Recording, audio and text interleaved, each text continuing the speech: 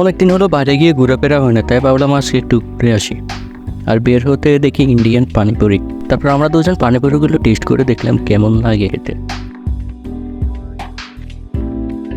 তেঁতুলের টক, লেবুর টক, নাগামরিচের পানি, তেঁতুল টক ঝাল মিষ্টি পানি, আমড়ার টক, টক দই, জিরার পানি, সবগুলো একসাথে রাখা হয়েছিল। যার যেটা ভালো লাগে সে সেটা নিয়েই খাবে। আমাদের কাছে তেঁতুলের টক ঝাল মিষ্টি যেটা ছিল ওই আইটেমটাই সবথেকে ভালো লেগেছিল।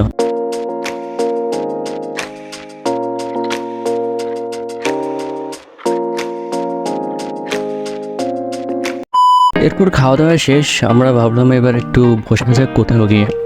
তো লক্ষ্মীপুরের মধ্যে সবচাইতে ভালো জায়গা বসার জন্য হলো গিয়ে ডিসি পার্ক, যেটাকে অবশ্যই সবাই দিগিরপার বলেই চিনে। লক্ষ্মীপুর সদর উপজেলার দালাল বাজার এলাকার লক্ষ্মীপুর রায়পুর সড়কের পূর্ব পাশে বিশাল আয়তনের একটি দিঘি, পুরো 22 একর নিয়ে।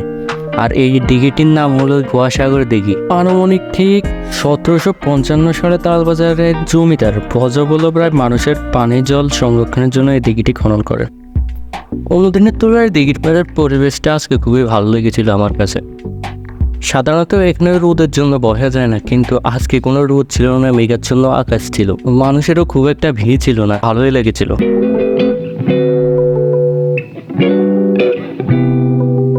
এর পাশে অনেকগুলো ফুল গাছও লাগিয়েছিল কর্তৃপক্ষ, যা দেখতে খুবই ভালো লাগে।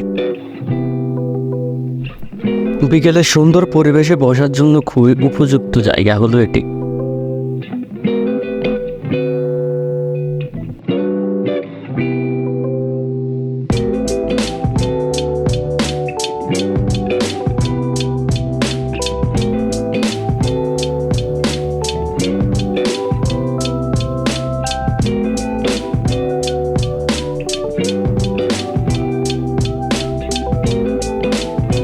এই দিঘিটা নিয়ে অনেকে অনেক কথাই বলে।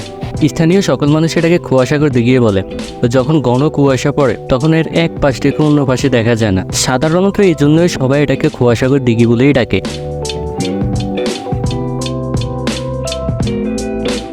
দিঘিটার সাথে একটা রূপকথার গল্প জড়িয়ে আছে। জানা যায় এক বরযাত্রী তাদের নববধূকে নিয়ে দিঘির পাড় দিয়ে যাচ্ছিল।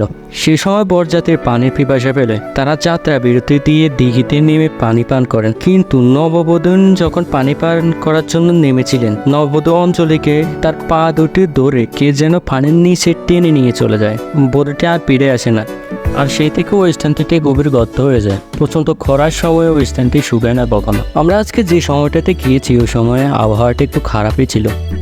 এই যে এই পাশের এই কড়ই গাছটা, এটা এই পাশে সৌন্দর্য অনেক বাড়িয়ে দেয়, কিন্তু ওই কড়ই গাছ তলায় বসতে পারে না, এর পাশে বসতে হয়েছিল। এখানে একটা ঝালমুড়ি পাওয়া যায়, খুবই ভালো লেগেছিল ঝালমুড়িটা। আমরা কিছুক্ষণ ওখানে বসলাম, ঝালমুড়ি খেলাম।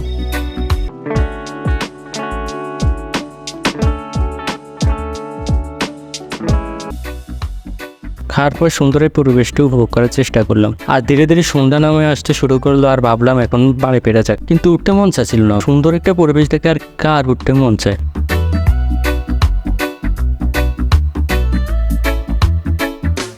সন্ধ্যা নামার সাথে সাথে মনে হচ্ছিল জায়গাটার সৌন্দর্য আরও বৃদ্ধি পেয়ে গেল। তারপর ওখানে আরও কিছুক্ষণ থাকলাম, বসলাম, ভালো লেগেছিল। ভিডিওতে যেমনটা দেখাচ্ছিল তার চেয়ে সুন্দর লাগছিল তখন।